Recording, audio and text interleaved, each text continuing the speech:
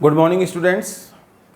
बच्चों, last video lecture में अपन chapter number 14 ecosystem ने स्टडी स्टार्ट की थी। अपन ने प्रोसेस ऑफ डिकम्पोजिशन, या ऐसे मान लो डिकम्पोजिशन के बारे में स्टार्ट किया था। डिकम्पोजिशन की डेफिनेशन अपन ने पढ़ ली थी। डिकम्पोजिशन के लिए जो रॉ मटेरियल है डेट्राइटस, उसके बारे में अपन ने पढ़ लिया था और स्टेप अपन पढ़ रहे थे। तो देखो बच्चों, प्रोसेस ऑफ डिकम्पोजिशन, ठीक है। स्टेप कौन कौन से होते हैं उसके बारे में मैंने आपको पहले ही बता दिया। फ्रेगमेंटेशन,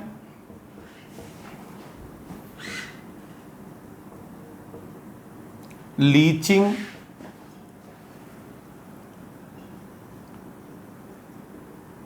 कैटाबोलिज्म, और कैटाबोलिज्म कंप्लीट होगा 2 पार्ट में, 2 स्टेप में। First is humification and second is mineralisation, ठीक है। एक एक स्टेप को अपन क्लियर करते हैं। फर्स्ट ऑफ ऑल देखो बच्चों,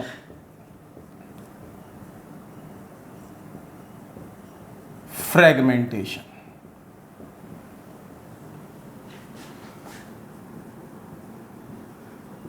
breakdown of larger particles of detritus into smaller particles by detrivores like earthworm, clear, like earthworm. तो देखो बच्चों, जो फ्रेगमेंटेशन, अब देखो नाम से ही पता चल रहा है फ्रेगमेंटेशन, फ्रेगमेंट्स का फॉर्मेशन होगा।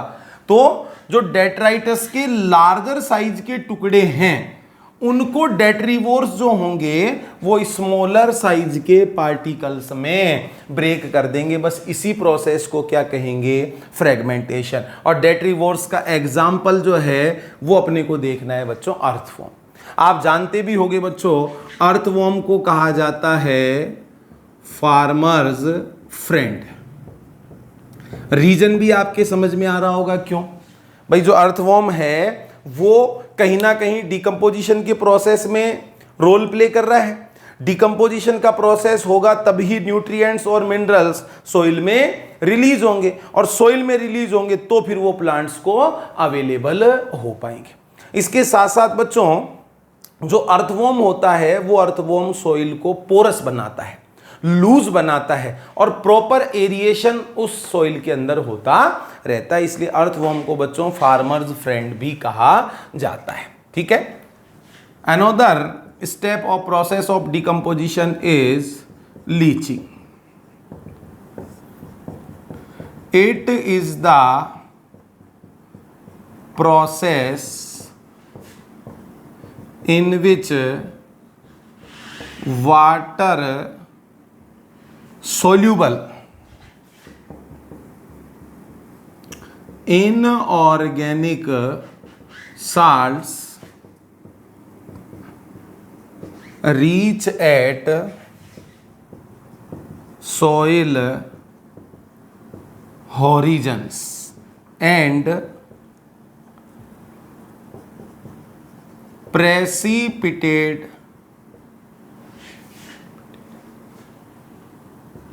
in the form of unavailable salts। देखो बच्चों, जो वाटर में सोल्यूबल इनऑर्गेनिक साल्ट्स हैं, लीची के प्रोसेस का मतलब ही क्या है? इनऑर्गेनिक साल्ट्स जो वाटर में सोल्यूबल है वाटर में डिसॉल्व होकर और वो सॉइल होरिजन्स में पहुंचकर अनअवेलेबल साल्ट की फॉर्म में प्रेसिपिटेट हो जाते हैं, नीचे जाके इकट्ठे हो जाते हैं। अनअवेलेबल साल्ट की फॉर्म में, जो भी वाटर सोल्यूबल है। इस प्रोसेस को अपन कहेंगे बच्चों लीचिंग। Third, catabolism. अब कैटाबोलिज्म के स्टेप में क्या होता है, break down of complex organic compounds into simple compounds by the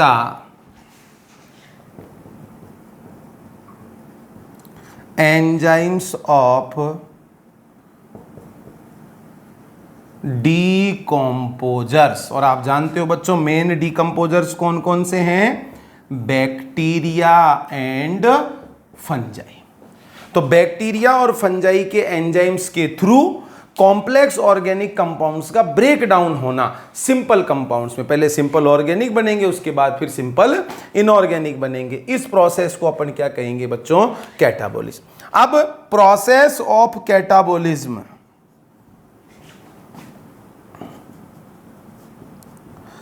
completed into 2 steps। Catabolism का जो प्रोसेस होगा वो बच्चों 2 स्टेप में कंप्लीट होगा। कौन कौन से हैं, ह्यूमिफिकेशन एंड मिनरलाइजेशन। क्लियर। अब इन दोनों स्टेप को अपन पढ़ते हैं।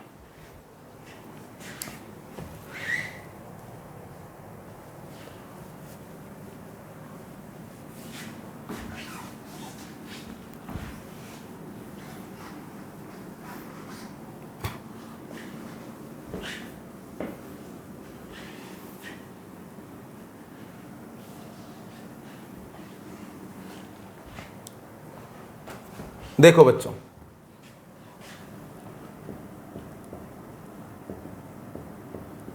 Humification.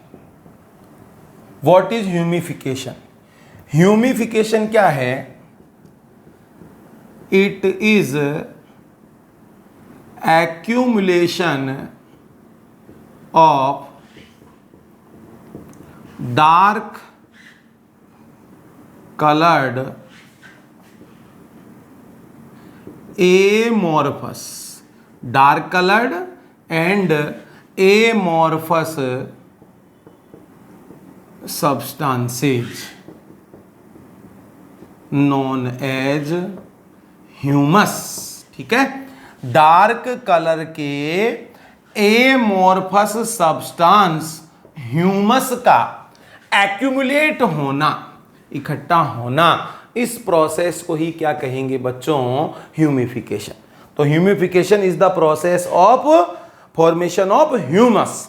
Humus is a dark coloured amorphous substance. अब ध्यान देंगे बच्चों, humus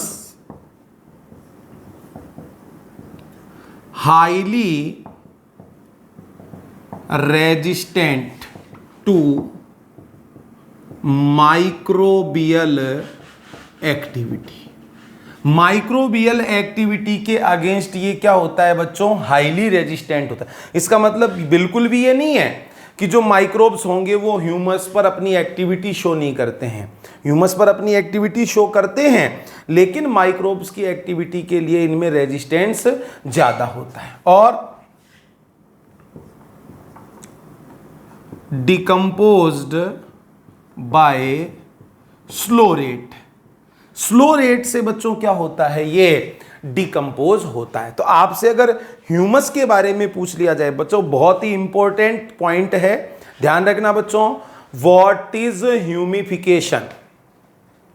process of humus formation.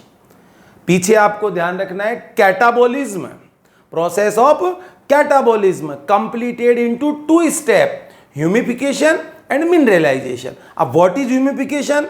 Process of formation of humus. What is humus? Humus is a dark colored amorphous substance which is highly resistant to microbial activity and decomposed by very slow rate। बहुत ज्यादा slow rate से decompose होता है। अब देखो, ये जो humus होता है कोलोइडल इन नेचर। नेचर में कैसा होता है बच्चों, ये कोलोइडल होता है, इस वजह से act as a reservoir of nutrients. ठीक है, न्यूट्रिएंट्स के रिजर्वियर की जैसे ये काम करता है। और ह्यूमस को बच्चों अपन क्या मान सकते हैं, organic matter present in soil. Soil में जो प्रेजेंट ऑर्गेनिक मैटर है, उस ऑर्गेनिक मैटर को बच्चों अपन क्या मान सकते हैं, ह्यूमस मान सकते हैं। अब देखो, ह्यूमस जो बना है वो किससे बना है, डेट्राइटस से या लिटर से। तो देखो, fresh fallen leaves and other parts of plants and animal waste, इन सब को मिलाकर कहा जाता है बच्चों लिटर। ठीक है, डेट्राइटस भी अपन इसको मान सकते हैं, थोड़ा सा ही डिफरेंस है। लिटर को अपन क्या मान सकते हैं, clearly visible dead parts of plants and animals, इसको अपन मान सकते हैं लिटर। और बच्चों लिटर क्या है, litre is the source of humus. Humus का सोर्स क्या है, लिटर, या humus is formed from litre. Humus जो होगा वो किससे बनेगा बच्चों, लिटर से बनेगा। तो देखो स्टेप क्या होंगे, फर्स्ट ऑफ ऑल मान लेते हैं litter, partially decompose litter known as duff. Partially decompose litter क्या कहलाएगा, डफ। फिर इससे बनेगा बच्चों क्या, ह्यूमस, और ह्यूमस से फिर आगे रिलीज होंगे मिनरल्स। ठीक है, तो litter, partially decompose litter, duff, then humus, then minerals. Clear. तो ये बच्चों स्टेप आपको बहुत अच्छी तरह से पता होना चाहिए। ठीक है, अब types of humus.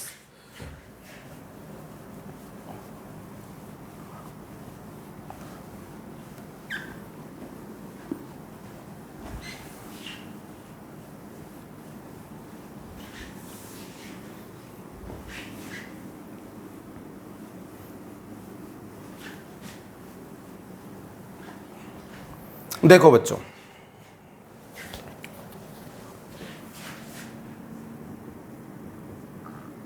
Types of humus,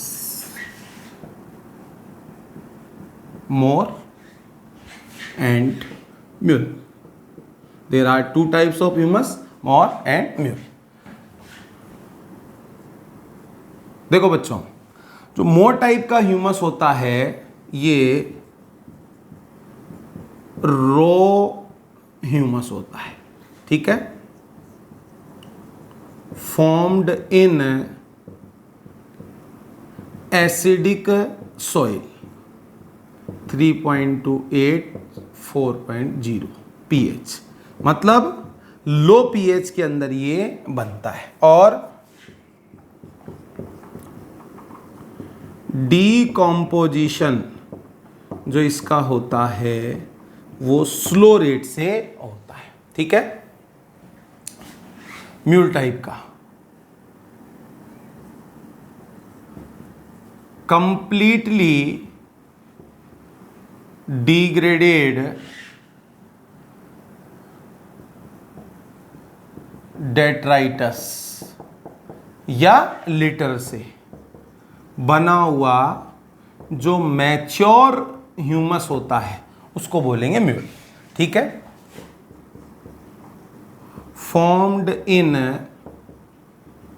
high pH, इसके कंपेयर में बच्चों हाई पीएच में ये बनता है और इसका डीकम्पोजिशन हाई रेट से होता है। ठीक है, तो ये दो टाइप के हो जाएंगे बच्चों क्या, ह्यूमस। अब देखो ह्यूमस जो है वो ह्यूमस सोइल में प्रेजेंट ऑर्गेनिक मैटर है। तो अभी भी इनऑर्गेनिक मटेरियल या मिनरल्स रिलीज नहीं हुए हैं, वो किससे रिलीज होंगे, ह्यूमस से। मतलब न्यूट्रिएंट्स का, मिनरल्स का सोर्स क्या है, ह्यूमस है। और उस ह्यूमस से मिनरल रिलीज होने का जो प्रोसेस होगा वो ही बच्चों क्या है, मिनरलाइजेशन। मिनरलाइजेशन।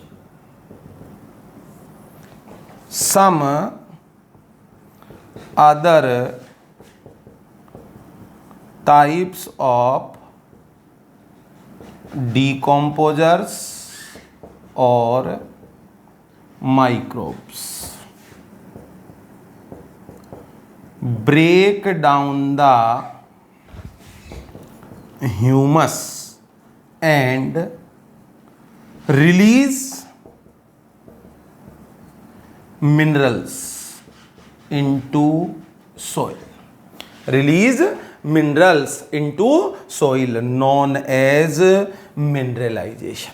तो बच्चों कैटाबोलिज्म की जो डेफिनेशन थी वो अपन ने क्या दी थी कि break down of complex organic material into simple material. ठीक है, तो पहले बच्चों सिंपल ऑर्गेनिक बनेगा, ऐसा मान लो ह्यूमस, और फिर उससे इनऑर्गेनिक साल्ट्स या मिनरल्स रिलीज होंगे by the process of mineralisation. तो अच्छी तरह से बच्चों ये दोनों स्टेप आपको ध्यान रखने हैं। अब देखो बच्चों, जो डिकम्पोजिशन का प्रोसेस है, डिकम्पोजिशन का प्रोसेस O2 पर डिपेंडेंट प्रोसेस, ऐसे मान लो by the process of decomposition O2 is essential या O2 required. Climatic conditions and chemical composition of detritus, ये चीजें बच्चों डिकम्पोजिशन की रेट को अफेक्ट करती है। ठीक है, तो देखो डिकम्पोजिशन की रेट किन किन चीजों पर डिपेंड करती है, डिकम्पोजिशन के लिए रिक्वायरमेंट क्या है, ये चीजें बच्चों अपन और देखते हैं।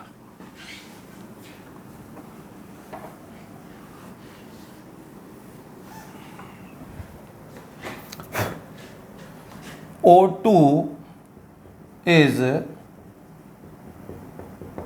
required for decomposition. Oxygen required होती है डिकम्पोजिशन के प्रोसेस के लिए। Rate of decomposition, rate of decomposition depends on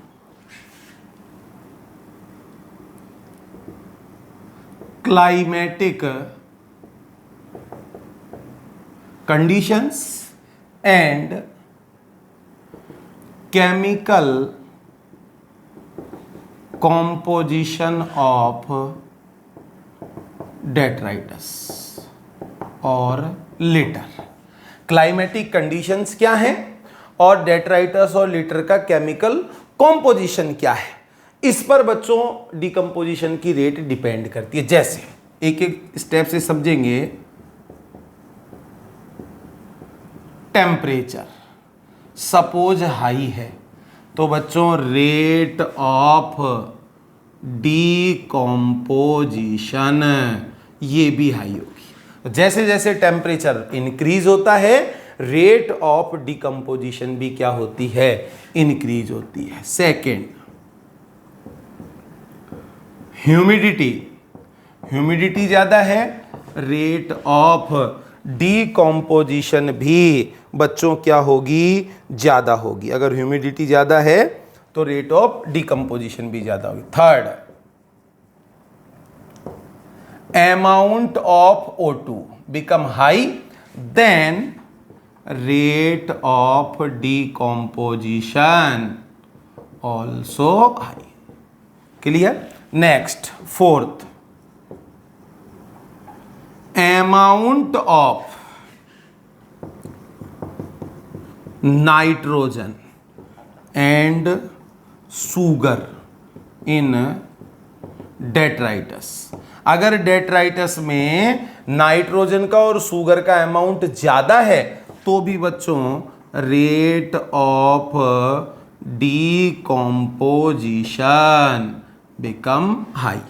next fifth, amount of lignin and chitin in detritus. अगर ये ज्यादा है लिग्निन और काइटिन डेट्राइटस में तो बच्चों रेट ऑफ डीकॉम्पोजिशन लो होगी। इन दोनों बातों को अच्छी तरह से समझ लो। क्लाइमेटिक कंडीशन, ये सब चीजें देखो, टेम्परेचर, ह्यूमिडिटी, O2 की अवेलेबिलिटी, ये सब क्या है? क्लाइमेटिक कंडीशन ही तो है। Chemical composition of detritus, sugar amount, nitrogen amount, chitin amount, lignin amount, ये सब क्या है बच्चों? Chemical composition of detritus. तो ये हो जाएगी डिपेंडेंसी किसकी? Rate of decomposition. अब बच्चों एक वेरी वेरी इंपॉर्टेंट कंसेप्ट है, उस पर आप ध्यान देंगे। Nutrient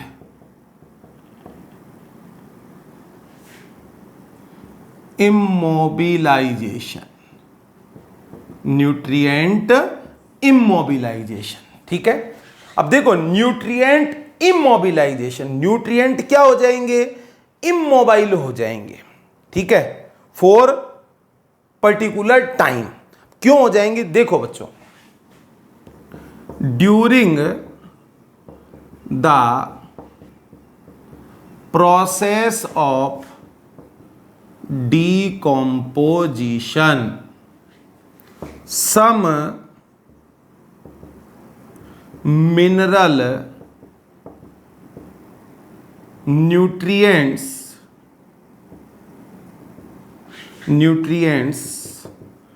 tied up in biomass of micro organism. देखो बच्चों, डिकम्पोजिशन के प्रोसेस के ड्यूरिंग क्या होता है? Some mineral nutrients tied up in biomass of micro organism. Micro organism के या डिकम्पोजर्स के बायोमास के साथ में टाइड अप हो जाते हैं कुछ मिनरल न्यूट्रिएंट्स। अब देखो, these nutrients temporarily unavailable for mineral cycling, out हो जाएंगे। मिनरल साइकिल से ये टेम्परेरली क्या हो जाएंगे बच्चों? आउट हो जाएंगे। क्यों? क्योंकि माइक्रोब्स की बॉडी में, उनकी सेल के अंदर ये इकट्ठे हो गए। मतलब न्यूट्रिएंट जो हैं वो कुछ टाइम के लिए क्या हो गए? इमोबाइल हो गए। बस इसी चीज को अपन बच्चों क्या कहेंगे? Nutrient immobilisation. ठीक है, अब ये न्यूट्रिएंट इमोबिलाइजेशन जो है वो एक बेनिफिशियल इंपॉर्टेंट प्रोसेस है, क्योंकि इसकी वजह से क्या होता है? किसी भी इकोसिस्टम को प्रिवेंट करता है from wash out of minerals. पूरे के पूरे मिनरल्स बाहर ना निकल जाएं, धुलकर खत्म नहीं हो जाएं, तो बच्चों इकोसिस्टम के मिनरल्स बचे रहें, उसमें बच्चों ये न्यूट्रिएंट इमोबिलाइजेशन जो है वो इंपॉर्टेंट रोल प्ले करता है। तो इस तरीके से बच्चों second function of ecosystem decomposition complete है। अब अपन थर्ड बात करते हैं flow of energy. Third function of ecosystem, flow of energy, इसकी बात बच्चों अब अपन करने वाले हैं।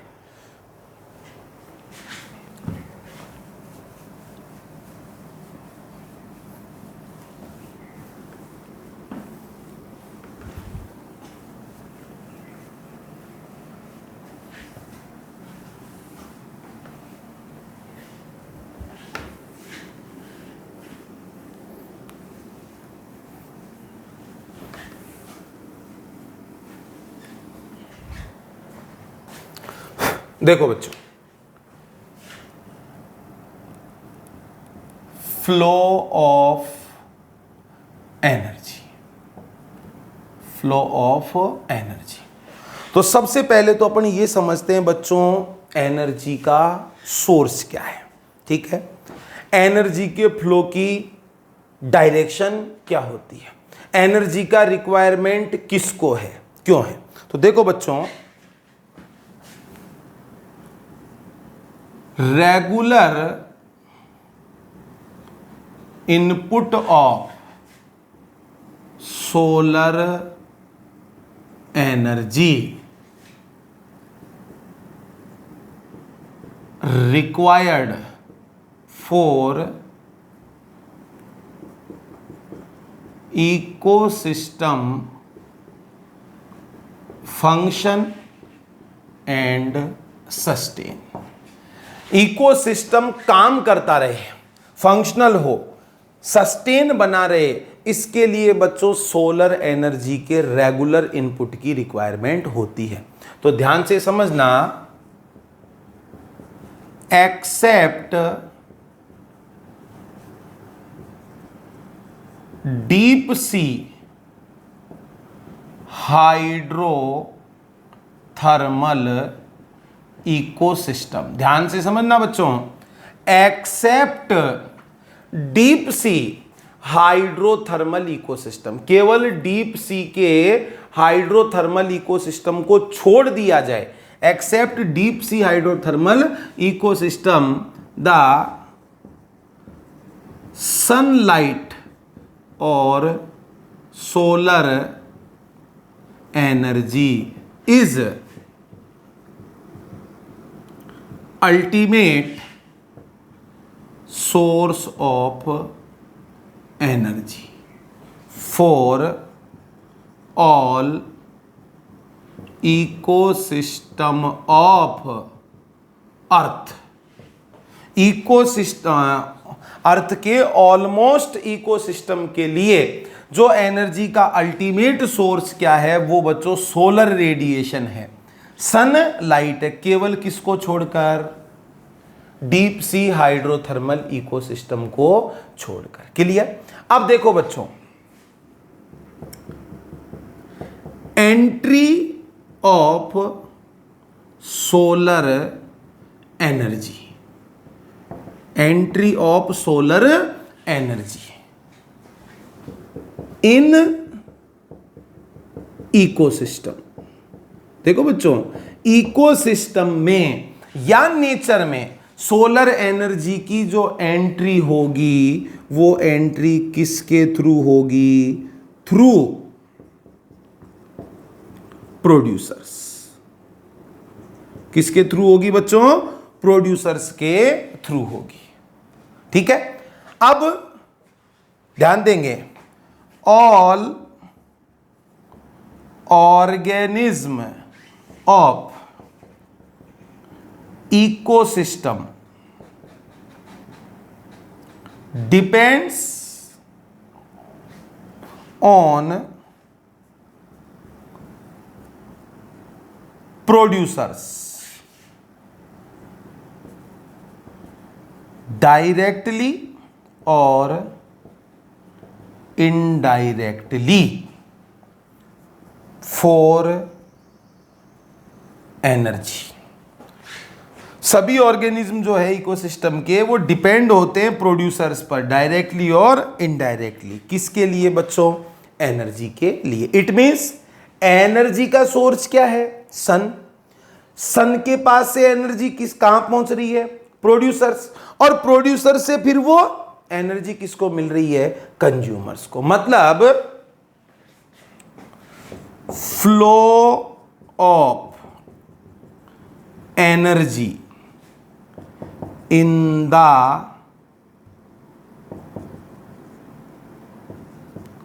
form of food in ecosystem।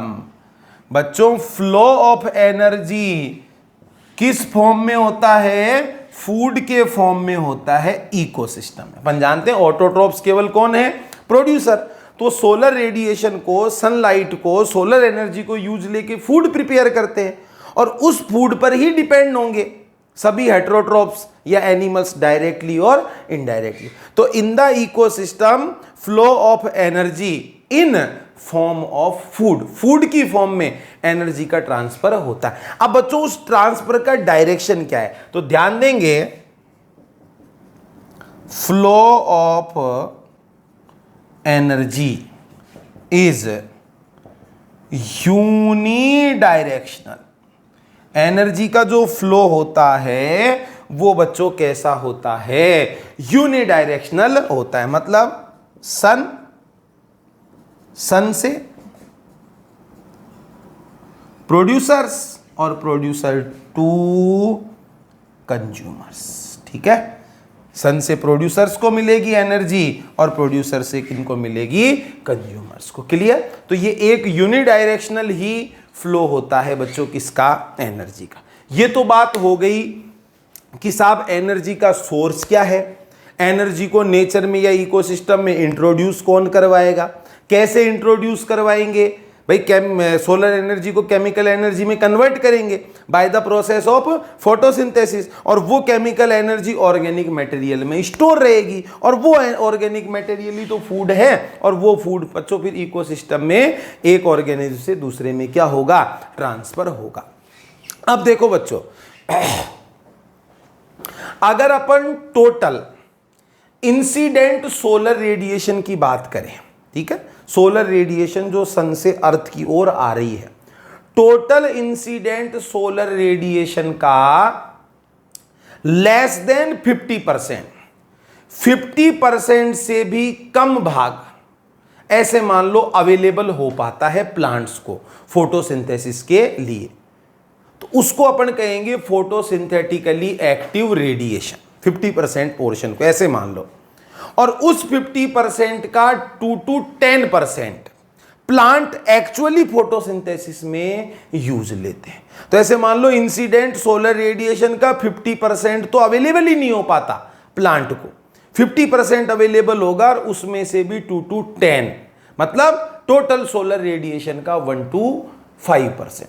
तो बच्चों एक जो ये वैल्यूज है, ये वैल्यू क्या है, टोटल सोलर रेडिएशन कितनी अपन माने हैं, उसका कितना फ्रैक्शन, कितना पोर्शन ऐसे मान लो अर्थ तक, प्लांट तक पहुंच रहा है जो वास्तव में फोटोसिंथेसिस में यूज आ सकता है, उसमें से यूज कितना ले रहे हैं, प्लांट के लेवल तक कितना पहुंचता है, कितना स्टोर होता है, कितना यूटिलाइज होता है, और हेटेरोट्रॉप्स के लिए कितना अवेलेबल होता है। तो एक फ्लो चार्ट है बच्चों एनर्जी की वैल्यू को या अमाउंट को या रेशियो को एक्सप्लेन करने के लिए, उसको बच्चों अपन अब देखते हैं। Clear.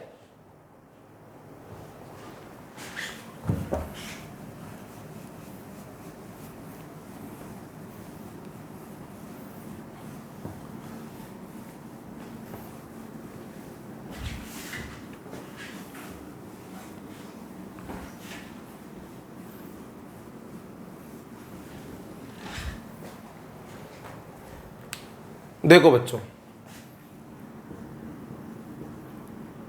Incident solar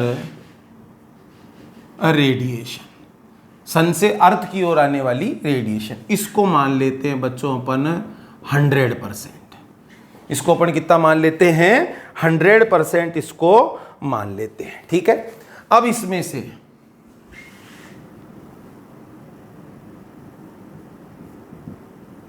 less than 50% reach at earth surface या reach at plants, earth surface तक या प्लांट तक 50% से भी कम पहुंच पाता है, 50% मान लो आप, और more than 50% not reach at earth surface और प्लांट्स। तो ऐसे मान लो बच्चों 50% तो अर्थ की सरफेस तक या प्लांट तक पहुंच पाता है और 50% तो पहुंच ही नहीं पाता। अब जो पहुंच नहीं पा रहा है वो तो फोटोसिंथेसिस में यूज आने से रहा। इसका मतलब ये 50% से भी कम जो है ये क्या है, फोटो सिंथेटिकली एक्टिव रेडिएशन या PAR, ये है फोटोसिंथेटिकली एक्टिव रेडिएशन। अब बच्चों मोर देन 50% पोर्शन अवेलेबल नहीं हो पाया, नहीं पहुंच पाया, तो वो कहां है फिर? तो ध्यान देंगे, absorbed by gases and water vapour. Water vapour और गैसेस के थ्रू एब्जॉर्ब हो जाएगा। रिफ्लेक्टेड बाय क्लाउड्स, क्लाउड्स के थ्रू रिफ्लेक्ट कर दिया जाएगा। Scattered by dust particles, dust particles के थ्रू स्कैटर्ड कर दिया जाएगा, उसको बिखेर दिया जाए। तो इतना मान लो ये अमाउंट तो अवेलेबल हो ही नहीं पाया, ये अवेलेबल हुआ, इसको कह दिया फोटोसिंथेटिकली एक्टिव रेडिएशन। 100% चला, 50% मान लो अवेलेबल हुआ और 50% अवेलेबल नहीं हुआ। अब बच्चों इस 50 में 45 to 49% ये क्या है बच्चों, यूजलेस है। ठीक है भाई, 50% पहुंचा तो ऐसे मान लो उसमें से 45 से 49% तो यूजलेस है। हो सकता है अर्थ की सरफेस से एब्जॉर्ब कर लिया जाए, रिफ्लेक्ट कर लिया जाए, प्लांट की लीक में से आर पार निकल जाए, कुछ भी मान लो, वो काम में नहीं आता है। तो बच्चों यूज केवल कितना आएगा, 1 to 5%। ठीक है, तो ध्यान देंगे, captured in photosynthesis, captured in photosynthesis वो कितना होगा, 1 to 5%। और ये 1 to 5% ही क्या है, ग्रॉस प्राइमरी प्रोडक्टिविटी। तो अगर आपसे क्वेश्चन पूछा जाता है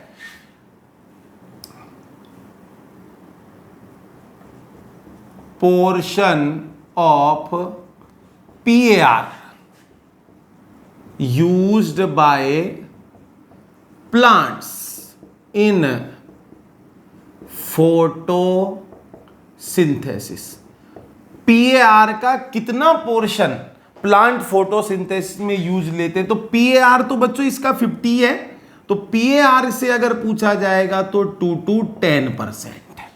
PAR का तो कितना यूज लेते हैं, 2 to 10%।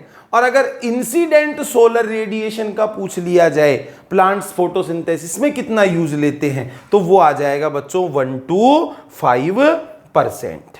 ठीक है, अब इस 1 to 5% में से 0.2 to 1% ये है बच्चों रेस्पायरेशन लॉस। पीछे मैंने आपको बताया था एक कंसिडरेबल वैल्यू या considerable amount of GPP utilised by plants in respiration. तो कितना यूज ले लेंगे, 0.2 to 1%, तो 0.824%। ये क्या है बच्चों, NPP, नेट प्राइमरी प्रोडक्टिविटी। और यही अवेलेबल है फॉर हेटेरोट्रॉप्स। तो बच्चों इस फ्लो चार्ट से आपको इतना तो आइडिया लग रहा होगा कि कितना सा पोर्शन है लाइट का जिससे पूरे नेचर का काम चला। 100% टोटल सन से अर्थ की ओर आने वाली लाइट को अगर 100% मान लेते तो only 1 to 5, total incident solar radiation का ओनली 1 to 5 ही प्लांट फोटोसिंथेसिस में कैप्चर्ड कर पाते हैं, बाकी को तो वो यूज ही नहीं ले पाते। PAR का पूछा जाए तो 2 to 10। अब उस 1 to 5 में से भी 0.2 to 1% तो रेस्पायरेशन में लॉस हो जाएगा। बचा कितना, 0.8 to 4%। अब इस 0.28 से लेके 4% से इकोसिस्टम के, अर्थ के, नेचर के सभी हेट्रोट्रॉप्स का काम चल जाता है। सोच के देखो, सनलाइट का, सोलर रेडिएशन का कितना सा पोर्शन है जिससे अपना ये इकोसिस्टम है ये फंक्शनल और सस्टेन बना हुआ है। ठीक है, अब एनर्जी का जो फ्लो है वो कौन कौन से लेवल्स से होता है, किस तरीके से होता है, थर्मोडायनेमिक्स के कौन कौन से रूल काम में आते हैं, ट्रॉपिक लेवल क्या है, फूड चेन क्या है, फूड वेव क्या है, फ्लो ऑफ एनर्जी में कौन से रूल काम में आ रहे हैं, ये सब चीजें बच्चों अपन नेक्स्ट वीडियो लेक्चर में स्टडी करेंगे। Thank you.